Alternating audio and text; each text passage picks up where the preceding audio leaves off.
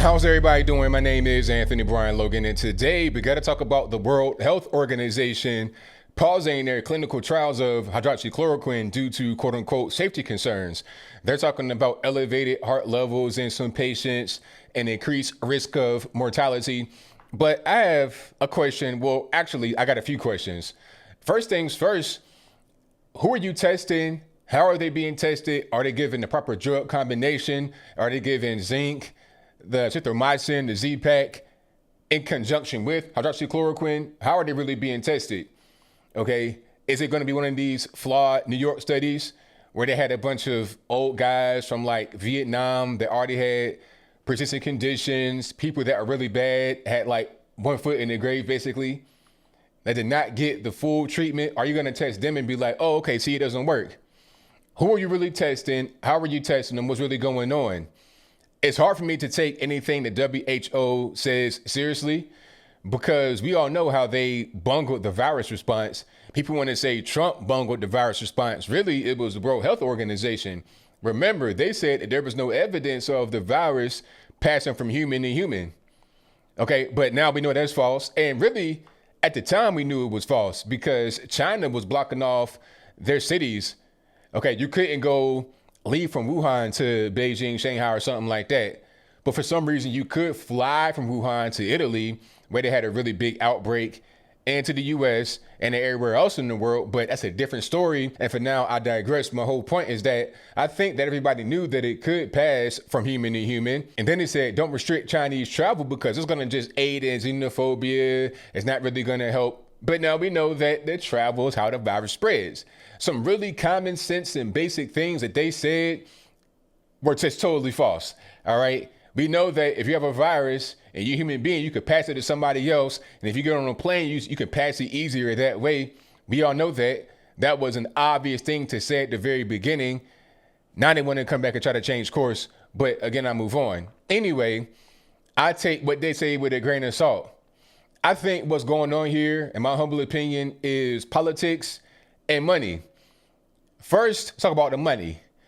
Hydroxychloroquine has been around for a very long time. People know that it's safe. It's been around since like World War II. It's currently used to treat other illnesses, rheumatoid arthritis, lupus, malaria, and more, with very minimal side effects. They talk about like mild diarrhea or something like that at the most. Very minimal side effects. It's a safe drug. Trump took it for like, 2 or 3 weeks. He's still here. He's 73, going on 74 years old, not a spring chicken at all. He's still here. Karen Whitsett, the black Democratic lawmaker from Michigan, she took it. It saved her life. So it's not even about a left versus right, white versus black, or anything like that. This is actually saving lives. Ironically enough, Joe Biden's probably top candidate for VP, Amy Klobuchar, her husband allegedly took the drug, according to her own words, possibly. There was some audio that leaked where she said that her husband may have taken that drug or something similar to it. So he probably did take the drug, okay? And it probably helped him to get beyond the virus, which he had. He doesn't have it anymore. I wonder why. This drug does work.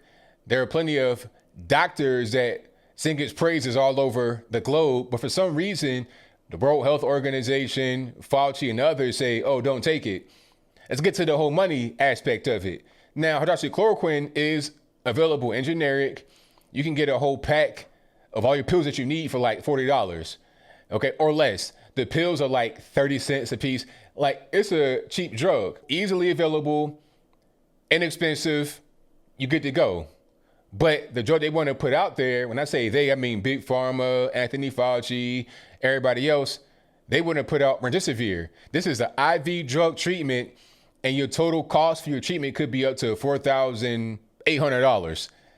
So $4,800, and it's probably like experimental still because it's kind of new. $4,800 versus $35, $40. Big Pharma is like, okay, we need to put out more remdesivir because it's bigger money. That's just my opinion. But what I do know to be a fact is that one costs X and the other costs Y. So if Y is being discouraged, although it's been around for a very long time and it's been proven to work, and X is being encouraged, although it's not been around for a very long time and it's not been proven to work really, you just got to kind of put two and two together and think, why would one be championed over the other? That's all I'm trying to say. But I digress. I'll move on. I think it's also a political component here because Trump was talking about it in March, and people have been saying, oh, you can't do that. This ain't right. You're not a doctor, all this, that, and the third. There have been plenty of success stories that say it works. They said that there was a run on the drug when Trump spoke about it, and certain patients are not able to get a hold of it. Like if you had lupus, rheumatoid arthritis, this, that, and the third. But what I've not heard is some kind of, surge in deaths of those that took hydroxychloroquine. I've not heard that at all. They want to keep talking about this couple in Arizona that took chloroquine phosphate, not even the same drug at all, where the husband died and the wife ended up in the ICU. They want to say, hey, that's why we shouldn't be talking about hydroxychloroquine. They took it and they died. No, they did not take it. They took something totally different. And the wife may have actually drugged the husband because he's not a moron at all. He's actually a mechanical engineer.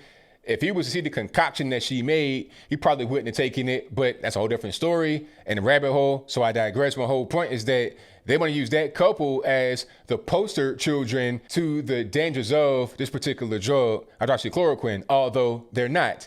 They wouldn't have put out lies to you. Now, some people are going to say, hey, ABO, it's kind of sinister. Why would they go through all of that? I don't know. People do things that don't make much sense all the time. It could be a liability issue. People don't want to get sued to have taken the drug and have adverse side effects. But again, this has been used for a very long time in patients with other illnesses. So why would it cause crazy reactions in those that have this virus? I've not heard about anybody having an adverse reaction to the drug that is taking it for the virus. I think if there were a large number of people that have had adverse reactions, you would know about it. It wouldn't be a secret. It wouldn't be clinical trials and stuff like that because they're not just taking this particular drug through clinical trials. They're being prescribed a drug by a doctor for the virus. And I've seen nothing but success stories, nothing but positivity. So maybe the World Health Organization, Big Pharma, they're pretty much in bed together. Who knows? Like I said, I'm just throwing things out there to see, if it makes sense to give you my opinion on it. All I know is the facts are that one drug costs a lot, one costs a little, one's newer, one's older, but the focus seems to be on the newer, more expensive drug. You just got to take a minute and be like, why is that the case? But I think I'll leave that right there for now. And what say you? Do you think the World Health Organization was correct to stop trials on hydroxychloroquine? If that's your viewpoint, let me know why in the comments below. Do you trust what W.H.O says? Do you trust Tedros Adhanom, the guy that was part of a communist party out there in Ethiopia and or Eritrea where he was born? Do you trust a guy like that?